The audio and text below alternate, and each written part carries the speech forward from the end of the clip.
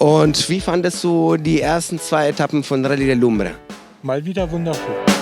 Also das ist nicht das erste Mal, dass du dabei bist. Wie oft warst du schon hier? Letztes Jahr war das erste Mal, dieses Jahr das zweite. Und was hat dir besonders gefallen an der ersten Etappe? Alles. Ja, komm, erzähl uns was.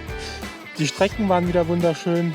Es waren dieses Mal schöne Single-Trails dabei. Hat mir riesen viel Spaß gemacht. Die Mittagspausen waren schön.